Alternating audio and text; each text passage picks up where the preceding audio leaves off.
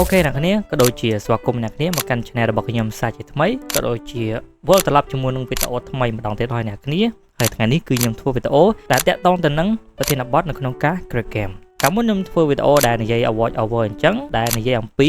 ប្រធានបទ T-Launcher ដែលជា game Minecraft អញ្ចឹងអ្នកគ្នាដែល game ហ្នឹងគឺយើងដូចតែ crack ដែរហើយឥឡូវនេះគឺខ្ញុំធ្វើវីដេអូជាលើកទី2ដែលនិយាយតាក់ទងទៅនឹងការ crack gameការ crack game នេះគឺសំដៅទៅលើការ crack game ទាំងអស់ឬក៏ crack game អ្វីដែលយើងអាច crack បានអញ្ចឹងណាមិនសំដៅទៅលើ game តែមុខដូច game Minecraft អញ្ចឹងទេអ្នកគ្នាឥឡូវនេះគឺខ្ញុំនឹងនិយាយអំពីការ crack game ទូទៅអញ្ចឹងតើការ crack game មួយនេះគឺនឹងផ្ដល់ផលល្អឬក៏ផលអាក្រក់ទៅដល់អ្នកនរគ្នាហើយខ្ញុំនឹងធ្វើវីដេអូមួយនេះដើម្បីវែកញែកឲ្យអ្នកនរគ្នាបានយល់កាន់តែច្បាស់និងស៊ីជម្រៅអំពីប្រធានបទនៅក្នុងការ crack game ជាទូទៅអ្នកគ្នាប្រធានបទនៅក្នុងការ crack game ហ្នឹងគឺតែងតែមានគេលើកមកនិយាយជារឿយៗតែការ crack game ហ្នឹងគឺទទួលបាននូវគុណសម្បត្តិនិងគុណវិបត្តិអ្វីខ្លះដល់ពេលដែលអ្នកគ្នា crack ទៅអ្នកគ្នានឹងទទួលបាននូវអ្វីខ្លះហើយវីដេអូមួយនេះសម្រាប់អ្នកគ្នានៅក្នុងការវែកញែកនិងជាជម្រើសរបស់អ្នកគ្នាតើអ្នកគ្នាគួរតែបន្ត crack game ឬក៏អ្នកគ្នាគួរតែបន្តទិញ game អូខេអ្នកគ្នាវីដេអូមួយនេះគឺសម្រាប់អ្នកគ្នាហើយមុននឹងចូលខ្លឹមសារអត្ថបទមួយនេះអ្នកគ្នាកុំភ្លេចចុច like និង subscribe ម្នាក់មួយផងបើសិនអ្នកគ្នាចូលចិត្តនៅវីដេអូមួយនេះហើយ comment នៅខាងក្រោមមួយផងខ្ញុំបានដឹងអញ្ចឹងណាថាតើអ្នកគ្នាគួរតែបន្ត crack game ឬក៏អ្នកគ្នាគួរតែបន្តសន្សំលុយដើម្បីទិញ game អូខេកុំខាត់ពេលយូរយើងចូលទៅក្នុងវីដេអូទាំងអស់គ្នាLet's go អូខេអ្នកគ្នាមុនចូលវីដេអូមួយនេះដែលតាក់ទងទៅនឹងប្រធានបទក្នុងការ crack game គឺខ្ញុំនឹងសូមបញ្យល់អំពីពាក្យថា crack game តើ crack game ហ្នឹងគឺយើងមានន័យដំណេចការ crack game នោះគឺមានន័យថាគឺជាការបំផ្លែង game គឺការបំផ្លែងពី game ដើមហើយទៅជា game មួយប្រភេទផ្សេងទៀតដែលមានការប្រងពីអ្នកដែលលួចបានចម្លងក៏ដូចជាអ្នកបាន copy ហ្នឹងបើនិយាយឲ្យចំទៅគឺលួចចម្លងពី game ដើមដើម្បីលុបបំបាត់នៅ license ក៏ដូចជាការផ្ដល់ game ទៅដល់អ្នកទាំងអស់គ្នាដែលបាន down game crack ហ្នឹងគឺ free ដោយមិនមានការអស់លុយឬក៏មិនមានការបង់ប្រាក់ជាដើមនេះគឺជានិយមន័យនៅក្នុងការ crack game បាននិយាយឲ្យចំទៅវាហាក់បីដូចជាអ្នកគ្នាកំពុងតែលួច game ដើមពីគេមកអញ្ចឹងដោយអ្នកគ្នាគឺជាមនុស្សទី3ហើយមនុស្សទី1ហ្នឹងគឺជាអ្នកផលិត game មនុស្សទី2ហ្នឹងគឺជាអ្នកបំផ្លែង game ពី game ដើមទៅជា game ចម្លងឬក៏យើងហៅថា game crack ហើយអ្នកនេះជាមនុស្សទី3គឺជាមនុស្សដែលទទួល game ពីអ្នកចម្លង game អូខេអ្នកនេះគឺជានិយមន័យនៅក្នុងការ crack game គឺដូចជាអត្ថន័យនៅក្នុងការ crack game ហើយខ្ញុំសង្ឃឹមអ្នកនេះនឹងយល់ពីចំណុចមួយនេះហើយនៅក្នុងវីដេអូមួយនេះគឺខ្ញុំដាក់ចំណុច2ដើម្បីឲ្យអ្នកថ្លែងក៏ដូចជាវែកញែកចំពោះចំណុចទាំងពីរនេះដែលមានដូចជាគុណសម្បត្តិនិងគុណវិបត្តិអូខេឥឡូវនេះគឺយើងចូលគុណសម្បត្តិជាមុនសិនតើនៅក្នុងការ crack game នឹងមានគុណសម្បត្តិអ្វីខ្លះ Nice 1សន្សំប្រាក់និងងាយស្រួលប្រើ gamer មួយចំនួនពួកគាត់ជ្រើសនៅក្នុងការ crack game គឺដោយសារតែពួកគាត់មិនមានលទ្ធភាពនៅក្នុងការចំណាយប្រាក់ដ៏ច្រើនព្រោះ game ខ្លះគឺមានតម្លៃថ្លៃមែនទែនអ្នកគ្នាហើយពួកគាត់ជ្រើសនៅក្នុងការ crack game ដើម្បីទទួលបាននូវ game free និងមានសភាពដូចទៅនឹង game ដែលពួកគាត់ទិញដែលមានសភាពដូចទៅនឹង game ដែលគេដាក់លក់នៅក្នុង stream ឬក៏ epic ចឹងអ្នកគ្នាហើយ gamer មួយចំនួនគឺពួកគាត់អាចលេង game ថ្លៃដោយឥតគិតថ្លៃគឺមិនចាំបាច់ក្នុងការទិញវាមកនោះទេហើយ gamer មួយចំនួនគឺជ្រើសរើសផ្លូវមួយនេះនៅគឺសារតែពួកគាត់មិនមានលទ្ធភាពនៅក្នុងការទិញ game លេងហើយវាគឺជាគុណសម្បត្តិមួយទៅដល់ពួកគាត់ផងដែរដោយពួកគាត់អាចភ្លក់នៅរសជាតិ game ថ្មីក៏ដូចជា game ដែលធំនិងមានតម្លៃថ្លៃដោយពួកគាត់អាចលេង game ទាំងនោះដោយ free និងទទួលបាននៅអារម្មណ៍រីករាយក៏ដូចជាការកម្សាន្តផងដែរ 2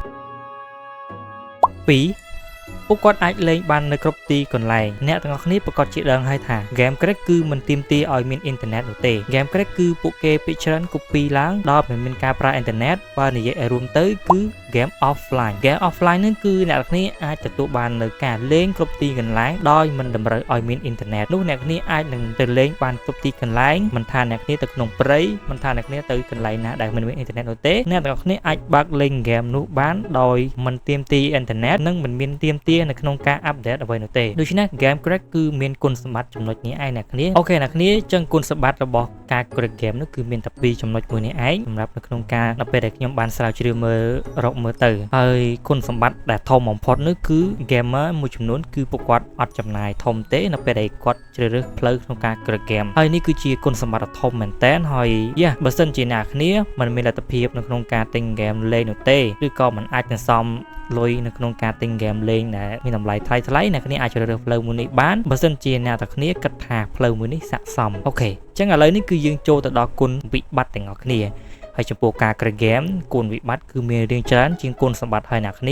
នាគួរតែពិចារណាឲ្យបានល្អិតល្អន់ត្រង់ចំណុចនេះអូខេយើងចូលទៅគុណវិបត្តិទាំងអស់គ្នា1ខុសច្បាប់និងរំលោភសិទ្ធិដល់អ្នកផលិត game ជាធម្មតាទេអ្នកគ្នាឧទាហរណ៍មួយរឿងមួយបើសិនជាអ្នកគ្នាផលិតជាមេតិកាឬក៏ផលិតជាវីដេអូមួយហើយអ្នកទាំងអស់គ្នាខំចំណាយពេលវេលារាប់សិបថ្ងៃទម្រាំបានវីដេអូមួយនោះអ្នកទាំងអស់គ្នាគឺពិតជាខិតខំមែនទែនប៉ុន្តែ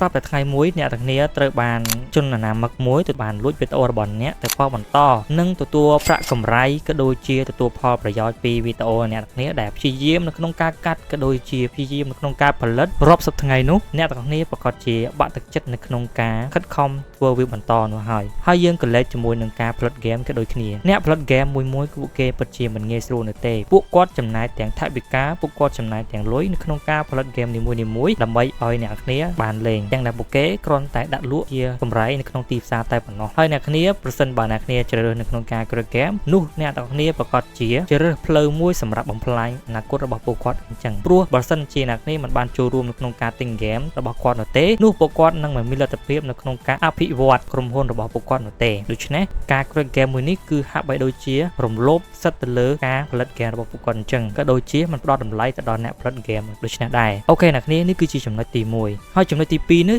ហានិភ័យផ្នែកសុវត្ថិភាពអ្នកទាំងអស់គ្នាបើសិនជា computer ក៏ដូចជា laptop ឬក៏ PC របស់អ្នកទាំងគ្នាមានឯកសារក៏ដូចជាទិន្នន័យសំខាន់ដែលអ្នកទាំងគ្នាត្រូវការលាក់វាជាសម្ងាត់បើសិនជាអ្នកគ្នាជ្រើសរើសផ្លូវក្នុងការ crack game អ្នកទាំងគ្នាប្រកាសជាជ្រើសរើសផ្លូវមួយដែលមានហានិភ័យមែនតើឥឡូវយើងប្រៀបធៀបក៏ដូចជាយើងវិភាគមើលថាការ crack game នេះគឺជាការ crack game ដោយជនទី2បើសិនជាជនទី2ហ្នឹងពួកគាត់បាន crack game ក៏ដូចជាចម្លង game ពីម្ចាស់ដើមហើយពួកគាត់បានដាក់នៅអ្វីដែលចូលក្នុងហ្នឹងអ្នកគ្នាគឺយើងមិនដឹងនោះទេប៉ុន្តែបើតាមជាក់ស្ដែងភាគច្រើនគឺ hacker ពួកគាត់តែងតែដាក់ជាមួយនឹង spyware malware នៅក្នុង game មួយនេះដើម្បីបញ្ចូលនៅក្នុង game មួយនេះហើយបើសិនជាអ្នកគ្នាបាន down game មួយនេះចូលទៅហាក់បីដូចជាអ្នកគ្នាបើកផ្លូវឲ្យ hacker ចូលលុកលុយ computer ក៏ដូចជា laptop របស់អ្នកគ្នាអញ្ចឹងហើយបើសិនជាអ្នកគ្នាជ្រើសរើសផ្លូវនៅក្នុងការ crack game នោះវានឹងមានហានិភ័យខ្ពស់នៅក្នុងការឲ្យ hacker លួចទិន្នន័យរបស់អ្នកគ្នានៅក្នុង PC ឬក៏ laptop របស់អ្នកគ្នាអញ្ចឹង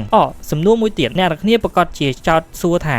ខ្ញុំធ្វើវាជាយូរមកហើយរាប់ឆ្នាំមកហើយកុំព្យូទ័រឬក៏ laptop របស់ខ្ញុំឬឲ្យមានអីកាត់ឡើងផងអ្នកគ្នាត្រូវដឹងថាបើសិនជាអ្នកគ្នា down game ហើយ PC ឬក៏ laptop របស់អ្នកគ្នា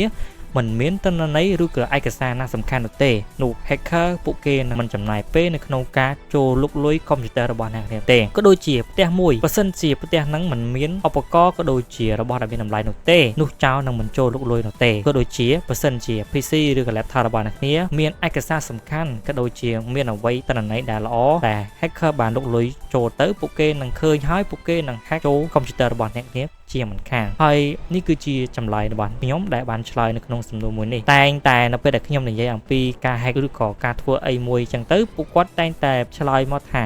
ខ្ញុំធ្វើបែបនេះហើយយូរហើយប៉ុន្តែมันមានអ្វីកើតឡើងនោះទេហើយនេះគឺជាចម្លើយរបស់ខ្ញុំនៅក្នុងការឆ្លើយនៅសំណួរមួយនេះចំណុចទី3នោះគឺ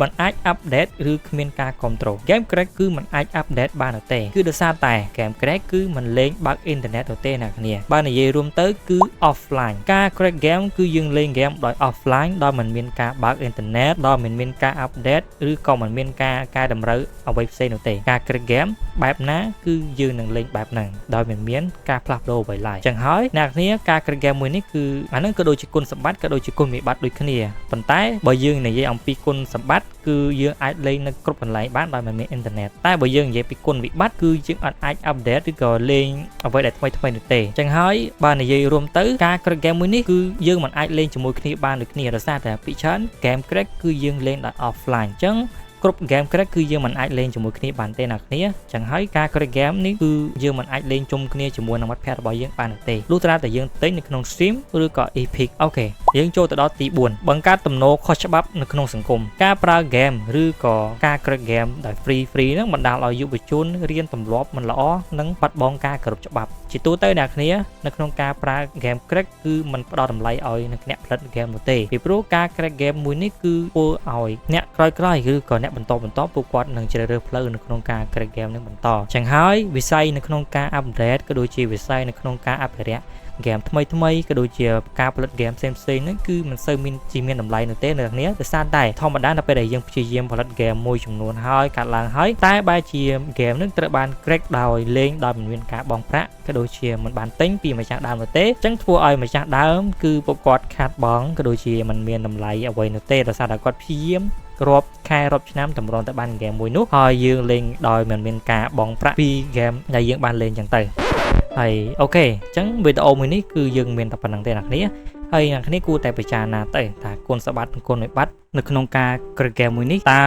យើងគូគិតថាទៅពេលដែលយើងធ្វើក្នុងការ crack game ទៅវានឹងជះផលល្អដល់អ្នកទាំងអស់គ្នាឬក៏អត់បើសិនជាអ្នកនេះចំណាយលុយនៅក្នុងការទិញ game ហ្នឹងទៅតើវានឹងទទួលបានផលល្អដល់អ្នកទាំងអស់គ្នាឬក៏អត់ប៉ុន្តែបើសិនជាអ្នកគ្នាទិញ game ក្នុង stream ឬក៏ទិញ game original ពី Epic ឬក៏ក្នុង stream នោះ computer របស់អ្នកគ្នានឹងទទួលបាននៅសុខភាពល្អបានន័យថាវានឹងល្អអញ្ចឹងណាតែបើសិនជាអ្នកគ្នា crack gameចឹង computer ឬក៏ PC របស់អ្នកគ្នានឹងអាចមានហានិភ័យខ្ពស់នៅក្នុងការខូចឬក៏មានបញ្ហាចឹងទៅចឹងវាក៏អាចជះឥទ្ធិពលអាក្រក់ដល់របស់ដែលអ្នកគ្នាប្រើប្រាស់ចឹងដែរតែបើសិនជាអ្នកគ្នាស្រឡាញ់ computer របស់អ្នកគ្នាគួរតែទិញ game ទៅតែបើសិនជាអ្នកគ្នាគិតថាអូមិនសូវជាអីទេយើងអាចឈូសបានឬក៏យើងអាចមានវិធីផ្សេងក្នុងការការពារនោះអ្នកគ្នានឹងជ្រើសរើសនៅក្នុងការ crack game ចោះហើយបើសិនជាអ្នកគ្នាមិនមានឯកសារឬក៏